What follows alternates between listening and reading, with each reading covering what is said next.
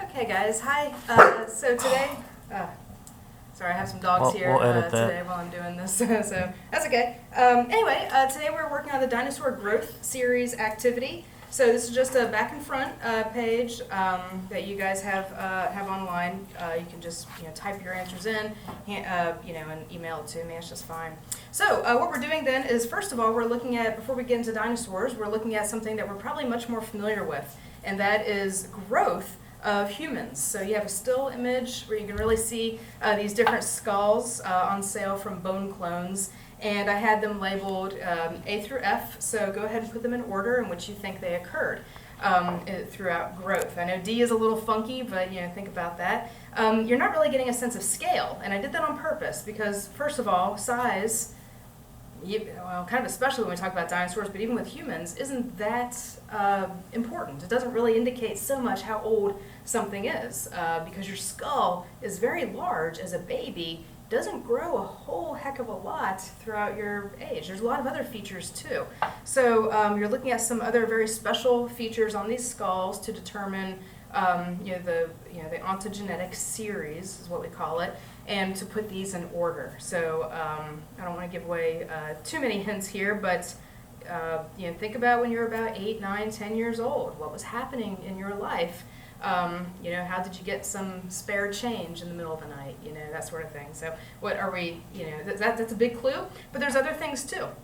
So that's kind of what you're doing for for numbers 1 and 2. For number 3. Also, remember, these are casts of individual people who died at that age. They are not following one individual throughout its entire life. These are 6 different individuals.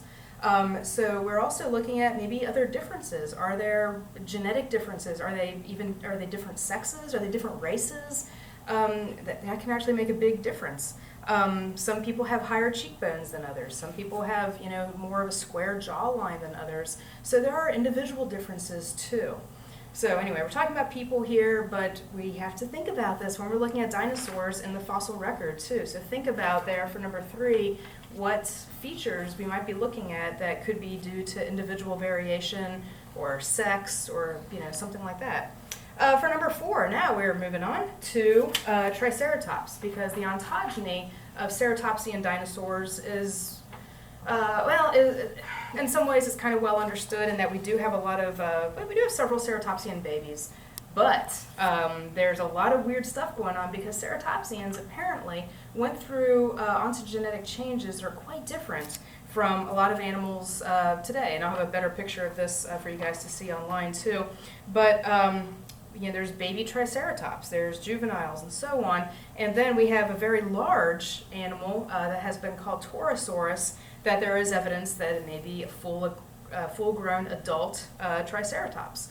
The weird thing is, there's holes in the frill, and it's bigger than Triceratops. Well, there's, how did they change though? Is opening up and getting these big holes in the largest skull of any terrestrial animal that's ever existed really that unusual? What's the purpose of that, perhaps? But anyway, even if you're not, looking at Triceratops as an adult Torosaurus as an adult Triceratops, we're looking at some other major changes that happened in the skull of things that are well accepted to be examples of Triceratops. So, write those down. For number 4, we're looking at the brow horns. These are the ones over top of the orbit. We're looking at the nasal horn, so some big changes there. The frill shape.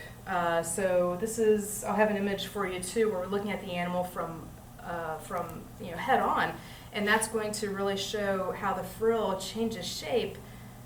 Think about some purpose. Think about some reasons for all this. If this is a defensive characteristic and they're changing so much, does that make sense?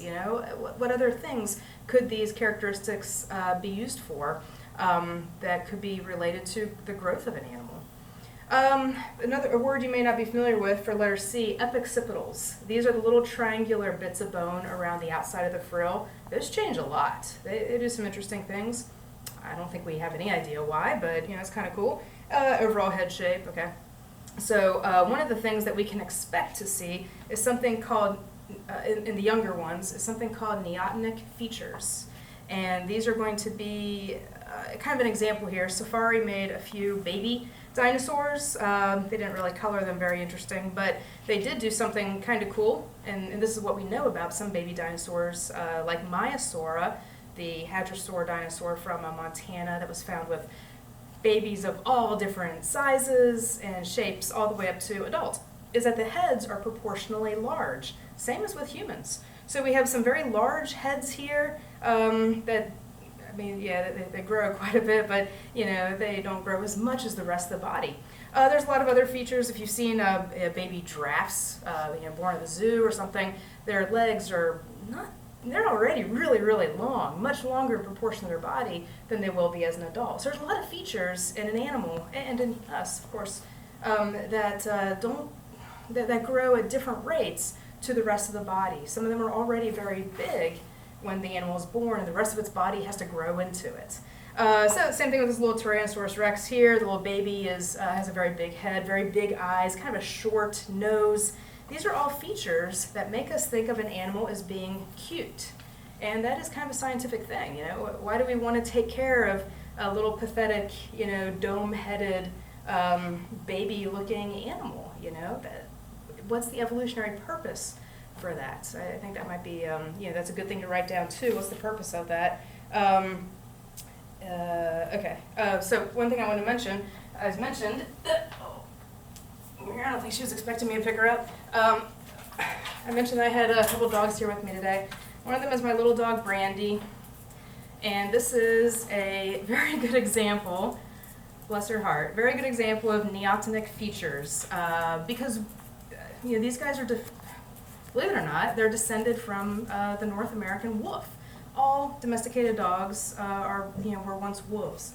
And what we've done, and if we had a skull of Brandy, which fortunately we don't have yet, but skulls of bulldogs, chihuahuas, all sorts of animals like that, we see that they have a very domed head, very shortened face, and not all dogs. German shepherds are longer. There's all sorts of dogs that have kind of more wolfy type of proportions, but generally, she's happy.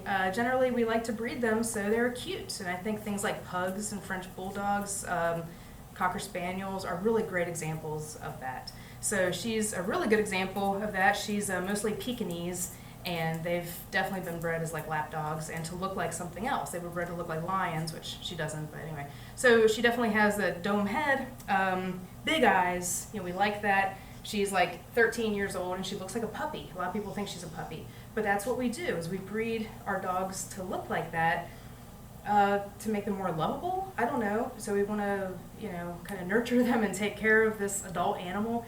But either way, it's something that we can play with the genes through artificial selection, through genetic manipulation, which artificial selection is just a form of, and create the features that we want to see in pets that we have at our house.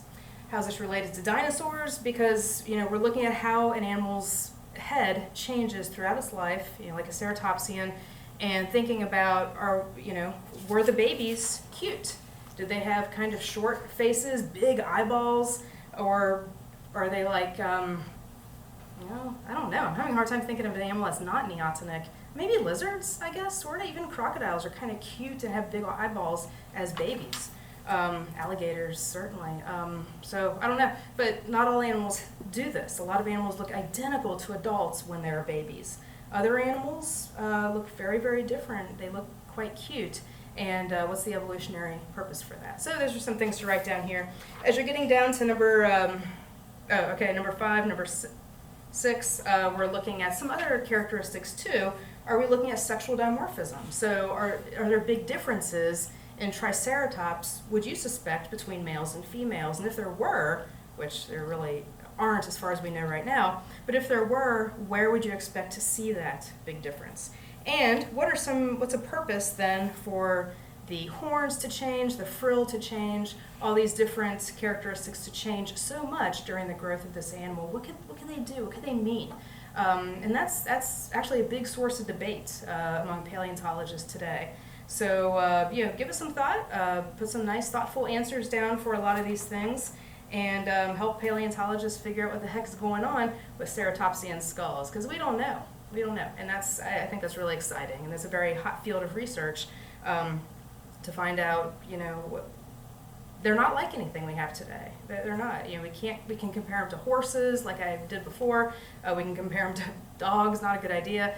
We can compare them to alligators or birds, to which they're more closely related. But they're different than all these things, and that's very, very exciting. Okay, that's all.